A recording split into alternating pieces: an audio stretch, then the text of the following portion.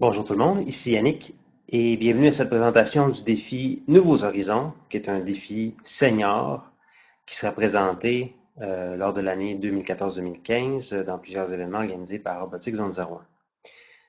Alors, ce défi nécessitera de la part des équipes la construction d'un robot qui sera cette fois-ci assez particulier, d'une surface qui est une surface également qu'on voit dans un autre défi. C'est notre tapis sumo, mais qu'on utilisera d'une autre façon. Et vous allez avoir besoin d'un crochet, d'une ampoule de 60 watts, ainsi que de son socle pour l'alimentation, et des planètes. Alors, allons voir de quoi ça a l'air, cette histoire. Donc, il y a quelques accessoires qu'on va vous faire construire à l'aide de pièces Lego. Et Zone 01 a pris la décision cette année de construire ces accessoires avec l'ensemble EV3, l'ensemble ressources. Donc, si vous n'avez pas cet ensemble, vous avez les pièces, il n'y a aucun problème, mais dans le futur, donc, et cette année, à partir de maintenant, tous les accessoires que l'on construira seront faits à l'aide de ces pièces. Donc, ça devrait nous permettre de chercher moins longtemps des morceaux spécifiques ou enfin également aux équipes de réserver peut-être cet ensemble, une partie de cet ensemble aux accessoires et non pas d'aller piger dans les boîtes de base pour construire ces items. De quoi avoir l'air le robot dans ce défi? Alors, le robot doit pouvoir pivoter dans le vide. Nous sommes dans une thématique spatiale cette année. Alors, il fallait s'attendre à ce qu'on ait un défi dans le vide pour vous. Et ce robot doit détecter des étoiles, donc une variation de lumière ambiante, et détecter et compter des objets, donc des planètes, qui seraient autour de cette étoile. Alors, bonne nouvelle, votre robot n'a aucune limite de longueur, de hauteur, de largeur. Il n'y a aucune limite de masse également. Vous pouvez faire ce que vous voulez. Tant aussi longtemps que vous restez dans le vide.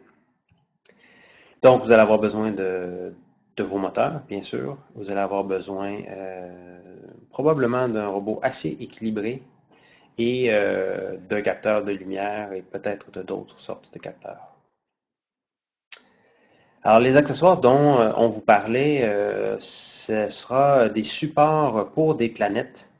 Donc, vous allez construire ce petit support. Ça nous permet donc de réglementer la hauteur de ces planètes, puisque le pneu ici sera placé directement sur le sol.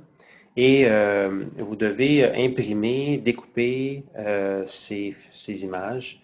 Ou enfin, vous avez surtout besoin d'une feuille de chloroplaste, donc une feuille de morceau de plastique qui est d'une dimension de 9 cm pour les petites planètes et de 17 cm pour les plus grosses. Et donc, vous allez découper ces morceaux et les coller à partir du bas ici de ces morceaux. Donc, la gommette ou du papier collant ou quelque chose de temporaire, là, ça devrait être bon. Voilà. Donc, ce fichier est disponible sur le site web de Zone 01. Vous allez également avoir besoin d'une ampoule. Donc, je sais que de nos jours, on retrouve multiples sortes d'ampoules. Alors, ce qui est important, c'est de prendre une ampoule qui soit équivalente à 60 watts. Donc, si vous avez encore des ampoules incandescentes, prenez une 60 watts. Et si vous avez des fluos compacts, il y a des équivalences, là. Donc, l'idée, en fait, c'est de prendre quelque chose de brillant qui émet beaucoup de lumière. Donc, nous, lors de l'événement, on aura une ampoule de 60 watts. Vous devez également avoir le socle d'alimentation. Alors ici, c'est un modèle qu'on utilisera, mais de multiples ampoules vont faire l'affaire. Ça peut même être une lampe de salon. Je vous montre dans quelques instants. C'est simplement la hauteur de cette ampoule qui doit être importante pour que votre robot la détecte correctement. Alors justement, de quoi a l'air cette surface? Donc, on va travailler sur le cercle du tapis sumo et lors de l'événement, on va descendre un grand fil avec un crochet que l'on va vous donner. C'est-à-dire que vous allez devoir utiliser. Et votre robot doit donc être muni d'un mousqueton pour venir s'accrocher sur ce crochet. Dans une classe, comment on peut faire ça? Ben, on peut accrocher le fil au plafond avec, il y a des crochets qui sont disponibles chez Bro-Boutier qui s'accrochent sur les plafonds suspendus. Ou bien on peut simplement prendre un morceau de bois, donc un bon vieux 2x4 que l'on peut placer dessus, 2 pupitres, et donc on devrait avoir la bonne hauteur. Ce qui est très important, c'est que le haut du crochet arrive à 50 cm du sol ou de la surface. Donc, je vous disais au début de ce vidéo que votre robot n'a pas d'hauteur maximale. Il en a une à partir du crochet, donc du crochet ne peut pas toucher au sol. Donc ici, cette hauteur doit être de 50 cm. Mais ça ne vous empêche pas de monter votre robot si vous le souhaitez plus haut, comme ça, il n'y a aucun problème.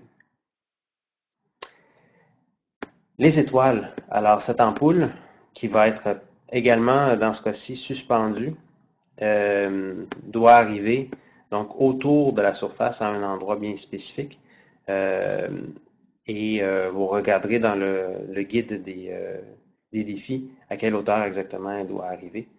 Si elle est très lumineuse, donc cette hauteur n'a pas besoin d'être extrêmement spécifique, c'est-à-dire précise. Si vous êtes à peu près dans la bonne hauteur, votre capteur devrait sans problème pouvoir la décoder.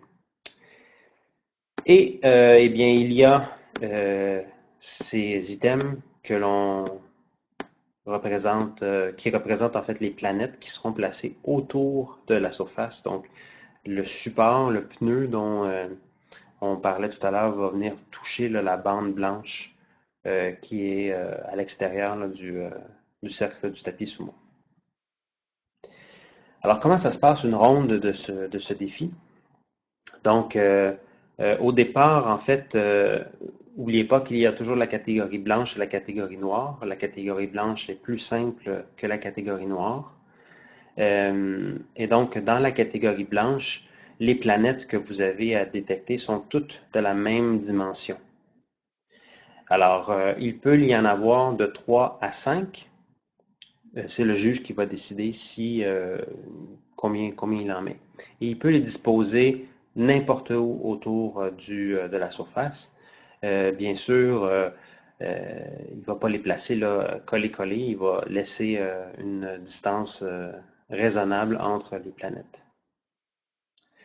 Donc, lorsque vous allez vous présenter à la surface, vous allez accrocher votre robot sur le crochet. Il sera donc dans le vide. Et vous allez démarrer votre programme, ce qui devrait faire tourner, ce qui doit arriver en fait, c'est de faire tourner votre véhicule ou votre robot et le faire détecter les objets qu'il y a autour dans une certaine séquence. Donc, on va détecter autant les planètes que les étoiles. Alors, dans la catégorie blanche, on disait que les planètes sont toutes de la même taille et que votre robot est activé par un capteur de contact. Donc, c'est à vous là, de le placer, ce capteur, où vous voulez. Et donc, votre robot, une fois que le programme est démarré, il doit d'abord détecter l'étoile et s'arrêter devant cette étoile pendant 5 secondes. Ensuite, le robot doit pivoter autour de l'étoile pour compter le nombre de planètes que l'on retrouve. Dans la catégorie noire, eh bien, il y a 2 planètes, c'est-à-dire qu'il y a 2 grosseurs différentes de planètes. Et un peu la même chose, donc votre robot doit se déplacer pour compter, c'est-à-dire s'immobiliser devant l'étoile et ensuite compter le nombre de planètes de chacune de chacune des grandeurs. Dans les deux cas, à la fin du défi, la réponse, le nombre de planètes, doit être affiché sur l'écran, soit du NXT, soit du EV3. Alors, vous vous demandez peut-être comment réussir ce défi. Alors, on vous envoie avec celui-ci dans un principe physique qui n'a jamais été exploré chez Zone 01, et d'ailleurs qui n'a probablement pas été exploré beaucoup dans le monde. Mais soyez sans crainte, nous avons testé et retesté à plusieurs occasions, plusieurs différents prototypes, et ça fonctionne. Alors, vous devez trouver une façon de faire tourner et immobiliser votre robot qui est bien sûr suspendu dans le vide. Alors, peut-être aurons-nous d'autres indices qui suivront. Mais posez des questions à vos enseignants. Regardez sur Internet comment les satellites fonctionnent et regardez quel le principe physique pourrait vous aider à contrôler votre robot. Alors, si vous avez des questions supplémentaires, eh bien, n'hésitez pas à nous contacter. Suivez la FAQ qui est mise à jour presque chaque semaine maintenant avec vos questions, vos précisions. Suivez-nous sur Facebook. Donc, il y aura des mises à jour qui seront aussi disponibles à cet endroit, sur Twitter, ou bien écrivez-nous un courriel. Sur ce, eh bien, je vous souhaite une belle activité de robotique pédagogique signée Robotique Zone 01.